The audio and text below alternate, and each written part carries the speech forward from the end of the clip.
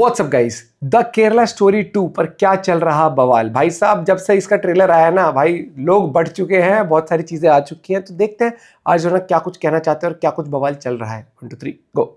दोस्तों, फिल्मों को मिरर ऑफ द सोसाइटी बोला गया है, लेकिन कभी कभी कुछ ऐसी फिल्में आती हैं जो कई लोगों को अनकंफर्टेबल कर देती हैं। इन्हीं में से एक फिल्म का ट्रेलर अभी कुछ दिन पहले आया जिसका नाम है द केरला स्टोरी 2।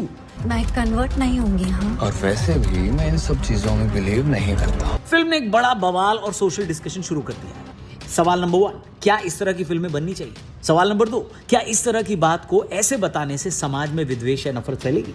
आइए इस पर बात करते हैं, शुरू करते हैं। Controversy regarding the love story, the Kerala Story 2, is now escalating. It's a plea that has been filed in the Kerala High Court seeking cancellation of the censor certificate granted to the film. जो court के judgements हैं उसको भी पढ़ा हूं मैं, उनके observations पढ़े हैं, तो ये तो सत्य घटनाएं हैं, समाज में हो रहा है। हम इससे अपने आंखों को बंद कर सकते हैं, उससे सत्य नहीं बदलेगा।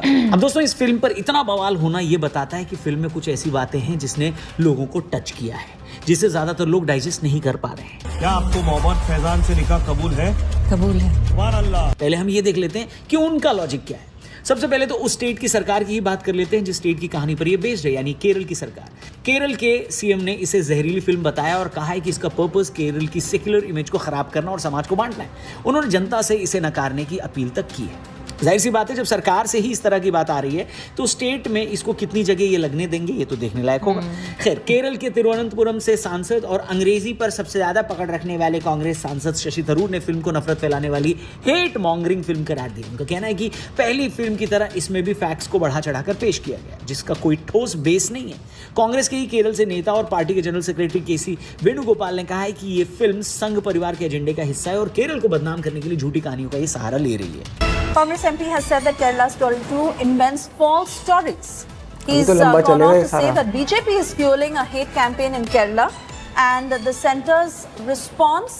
अब क्योंकि ये फिल्म है तो नेता लोगों की बातों के बाद जरा उन लोगों के पास आते हैं जो सच में फिल्में बनाते हैं और फिल्मों में काम कर चुके हैं। सबसे पहला नाम आया अनुराग कश्यप का। उनका रिएक्शन भी आया, जिन्होंने फिल्म को आड़े हाथों लेते हुए कहा कि एक बकवास प्रोपेगेंडा फिल्म है। खासकर इसके ट्रेलर से उनको सबसे ज्यादा नाराजगी है, जिसमें एक सीन में बीफ खिलाने को शूट किया गया।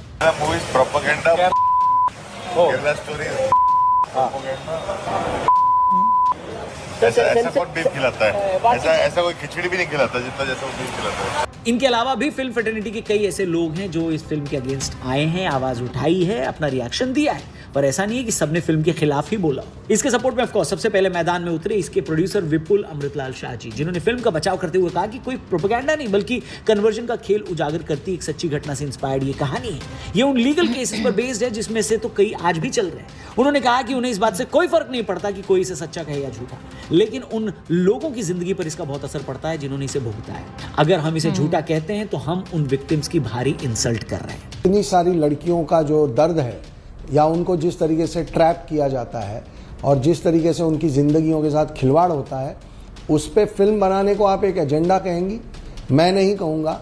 उन्होंने सीबीएफसी की फिल्म को यूए सर्टिफिकेट दिए जाने को वेलकम किया है और कहा है कि इससे ये मैसेज यंग लड़कियों और परिवारों तक पहुंच सकेगा। अब इसके विरोध में पॉलिटिकल बयानबाजी हुई तो सपोर्ट में भी हो गई। बीजेपी के कई सीनियर नेता भी इसके सपोर्ट में आए, बयान दिए। जब 32,000 महिलाओं के केस स्टडीज आप देखते हैं तो कहीं कहीं कम्युनल टेंशन है, कहीं कहीं सच्चाई और कहीं कहीं आतंकवाद।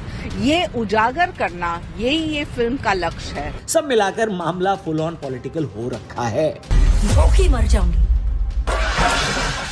लेकिन बीफ नहीं खाऊं। अब दोस्तों, ट्रेलर आने के बाद कुछ लोगों को जिन चीजों से प्रॉब्लम हुई उसके बारे में भी जान लेते हैं। सबसे बड़ा कंट्रोवर्शियल हिस्सा वो है जिसमें एक गैर मुस्लिम महिला को एलिजिडली जबरदस्ती बीफ यानी गोमांस खिलाते हुए दिखाया गया। इसके विरोध में बात करने वाले कहते हैं कि ये सिर्फ एक मनगढ़ंत कहानी है, ऐसा कुछ भी नहीं है। ऐसा कौन बीफ खिलाता है? ऐसा कोई खिचड़ी भी नहीं खिलाता जितना जैसा वो बीफ खिलाता है। लेकिन इस बात का एक लीगल केस ऑलरेडी कोर्ट में चल रहा है साहब, जहां झारखंड की तारा शाहदेव के नाम और उनके केस की बात आती है। जहां साल 2014 में नेशनल लेवल शूटर तारा जी ने अपने पति रंजीत कोहली, जिनका असली नाम बाद में रकीबुल हसन निकला, उन पर गंभीर आरोप लगाए थे। वहां तारा ने कहा कि शादी के बाद उन्हें पता चला कि उनके पति मुस्लिम है और उन पर भी कन्वर्जन का दबाव बनाया गया।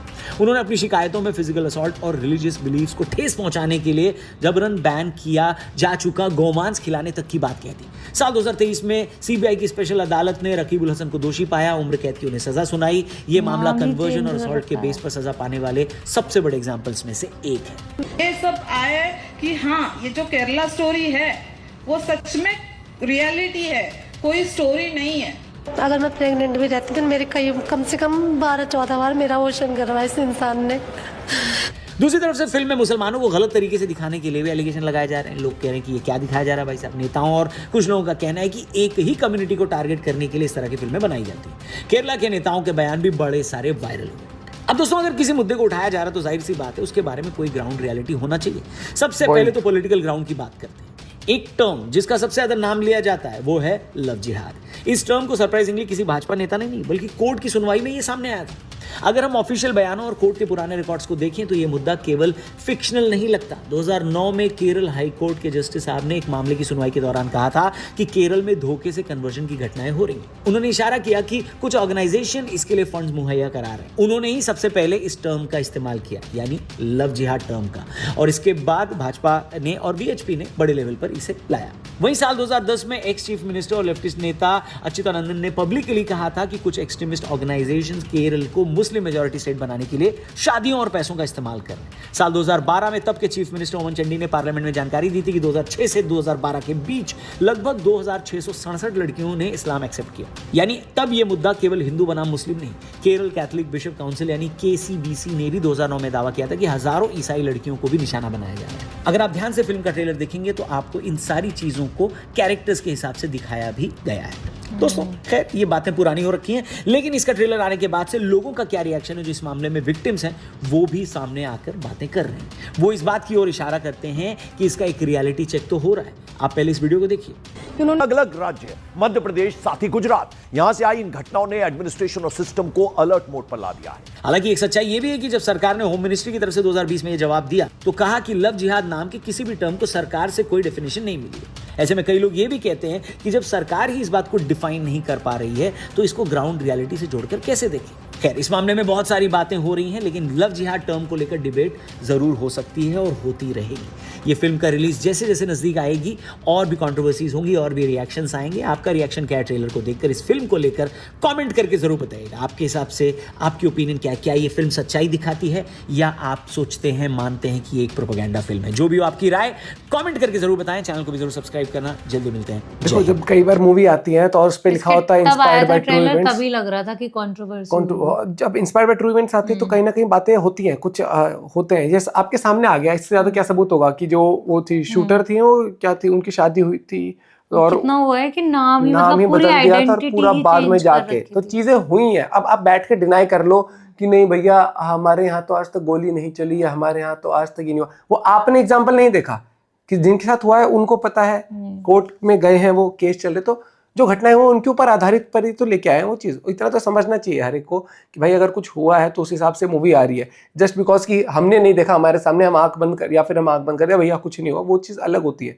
उस चीज़ से नहीं है। अगर हाँ कुछ होता तो सिर्फ वो जो फिल्म सर्टिफिकेट देते हैं उनको भी इशू होते हैं, अगर कुछ होते कोर्ट नहीं, बल्कि उनको अगर हर एक चीज़ जो डिस्कशन चली वो हुआ है प्रॉपर तरीके से, तो थोड़ा समझना भी चाहिए। हम तो कमेंट में चल जाते पहुंचते नहीं, ऐसा हुआ ही नहीं, हर चीज़ में ऐसे कर जाते। जैसे पाकिस्तान भी लाइक इंडिया वाले तो आए नहीं थे हमारे यहाँ पर, वो जैसे वो हुआ था ऑपरेशन सिंदूर, उसमें आप पॉइंट भी शेयर कर सकते हो। Bye bye, take care.